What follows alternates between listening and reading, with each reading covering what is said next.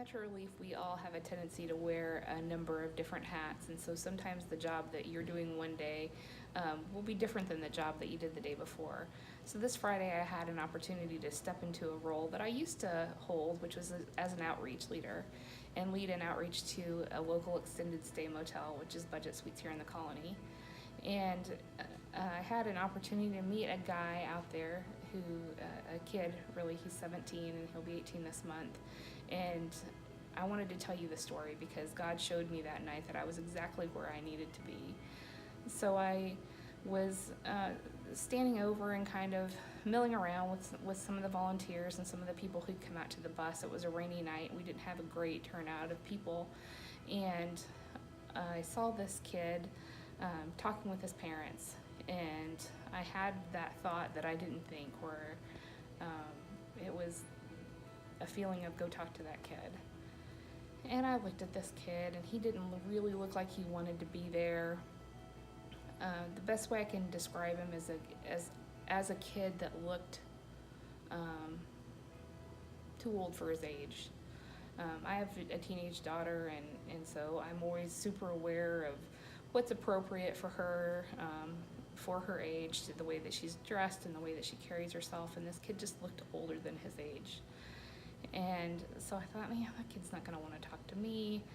And I kind of just ignored the thought. And then he went over and started talking to another teenage girl who lives at Budget Suites.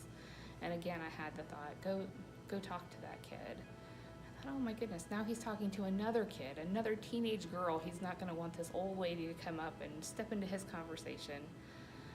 But I did it anyway. So I literally went and just inserted myself into the conversation between these two teenagers that they were talking about school. He'd mentioned that he'd been expelled from school and didn't say why. She didn't ask and I didn't ask. And then just went on to talk about, do you know so-and-so? Or somehow I wormed my way into their conversation, and I don't even remember how. But in the process of the conversation, the kid asked me, do you guys, how long have you guys been bringing your bus out? And I told him that it had been nearly a year this time. And he said, you should really take that bus to the ghetto. And I said, well, we actually do take this bus to some pretty bad places on Fridays and Saturdays. And he kind of mentioned that he would like to come along at some point, but he did boxing on Saturdays. And again, I can't even recall exactly how the conversation went, but one thing led to another, and we started talking about church. And he mentioned that he didn't really like to go to church because he had gauges in his ears and he had some piercings, and he said that he had to take all that out when he had to go to church, and he had to wear a tie and comb his hair back, was how he said it. And he said even then he felt like people were talking about him. And so I started talking to him about what church looked like for me growing up, and how I understood that feeling of having to be right before you show up, but that wasn't really how we did things at Metro, and even at the church where I attend, that's not the requirement. And he got really serious, and he said, there are things that I've done that I can't be forgiven for. I've already been told that I can't be forgiven for. And then he said that he'd done what he considered the second worst thing that anyone could do. And then he said he hadn't murdered somebody, but he'd beaten someone to the point of almost death. And that he'd been told that God couldn't forgive him for that. And so again, I did a thing that I don't normally do. I know it probably comes easily for some people, but not for me. I told them a Bible story, like what I would for my kids.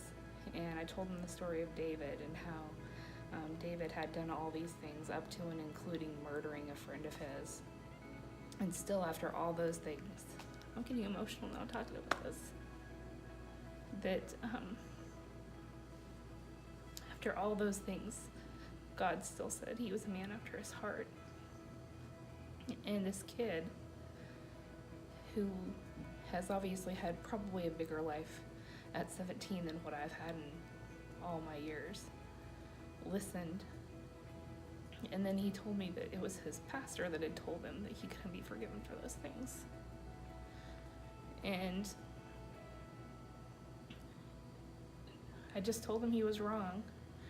And he said, yeah, but he was my pastor. And I said, well, no, that makes him really, really wrong because he knows better. And I assured him that there was nothing that he has done or could do that could ever make God not forgive him. And I gave him my number and told him that if he ever wanted to come to church with me, I'd pick him up and give him a ride. And so, unlike some of the stories we tell here, this one's not finished yet. And because he's a kid, I'm not going to tell you his name, but I'm positive God knows who he is.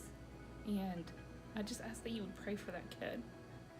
Pray that he calls me and that he shows back up and he wants to have another conversation with an old, irrelevant old lady, and that in those moments that God gives me the words that he needs him to hear.